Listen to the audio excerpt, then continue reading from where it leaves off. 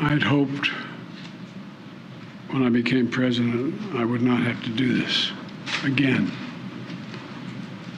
Another massacre, Uvalde, Texas, an elementary school. Beautiful, innocent, second, third, fourth graders. And how many scores of little children who witnessed what happened see their friends die as if they're on a battlefield, for God's sake.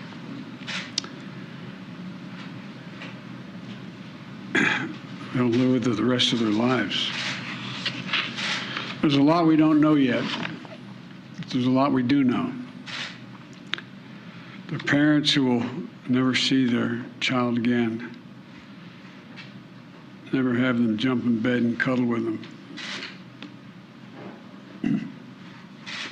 Parents will never be the same. To lose a child is like having a piece of your soul ripped away. There's a hollowness in your chest. You feel like you're being sucked into it and never going to be able to get out. Suffocating. And it's never quite the same. It's a feeling shared by the siblings and the grandparents and the family members and the community that's left behind. Scripture says, Jill and I have talked about this in different contexts, in other contexts. The Lord is near to the brokenhearted and saves the crushed in spirit. So many crushed spirits. So tonight, I ask the nation to pray for them. Give the parents and siblings the strength in the darkness they feel right now. As a nation, we have to ask, when in God's name are we going to stand up to the gun lobby? When in God's name we do what we all know in our gut needs to be done? It's been 3,448 days, 10 years since I stood up at a high school in Connecticut, a grade school in Connecticut, where another gunman massacred 26 people, including 20 first graders at Sandy Hook Elementary School. Since then, there have been over 900 incidents of gunfires reported on school grounds. Marjorie Stoneman Douglas High School in Parkland, Florida. Santa Fe High School in Texas.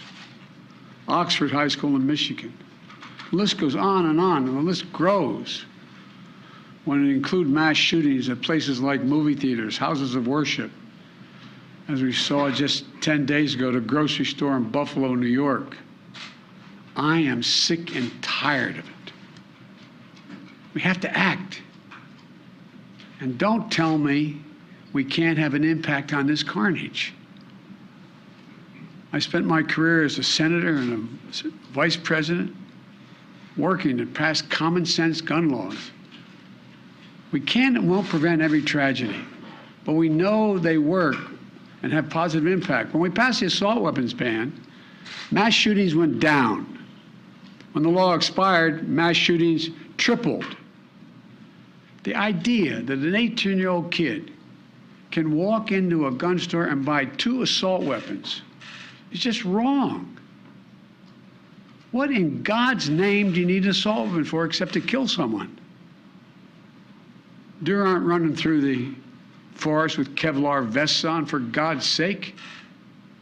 It's just sick. And the gun manufacturers have spent 2 decades aggressively marketing assault weapons, which make them the most and largest profit. For God's sake, we have to have the courage to stand up to the industry. Here's what else I know. Most Americans support common sense laws, common sense gun laws. I just got off a trip from Asia, meeting with Asian leaders. And I learned of this while I was on the aircraft. And what struck me on that 17-hour flight What struck me was these kinds of mass shootings rarely happen anywhere else in the world. Why? They have mental health problems. They have domestic disputes in other countries. They have people who are lost. But these kinds of mass shootings never happen with the kind of frequency they happen in America. Why? Why are we willing to live with this carnage? Why do we keep letting this happen? Where in God's name is our backbone to have the courage to deal with it and stand up to the lobbies? It's time to turn this pain into action for every parent, for every citizen in this country. We have to make it clear to every elected official in this country, it's time to act. It's time for those who obstruct or delay or block the common sense gun laws. We need to let you know that we will not forget. We can do so much more. We have to do more. Our prayer tonight is for those parents lying in bed and trying to figure out, will I be able to sleep again? What do I say to my other children? What happens tomorrow?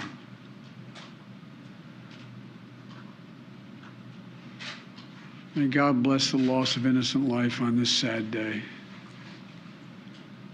And may the Lord be near the brokenhearted and save those crushed in spirit, because they're going to need a lot of help and a lot of our prayers. God love you.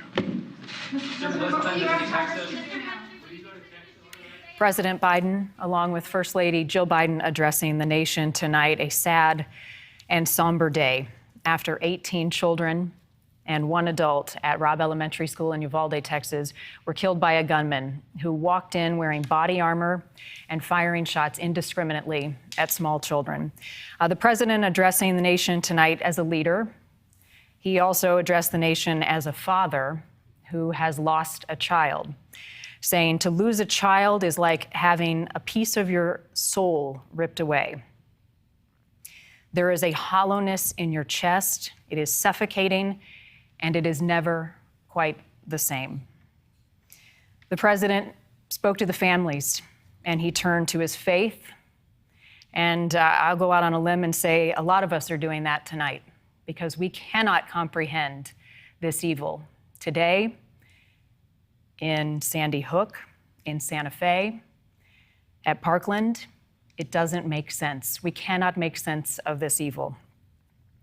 The president talked about common sense gun laws, and you're going to be hearing a lot of that in the news in the coming days, weeks, and years. He mentioned a number, 3,448 days, 10 years since he said he stood up at Sandy Hook Elementary after countless lives were lost that day.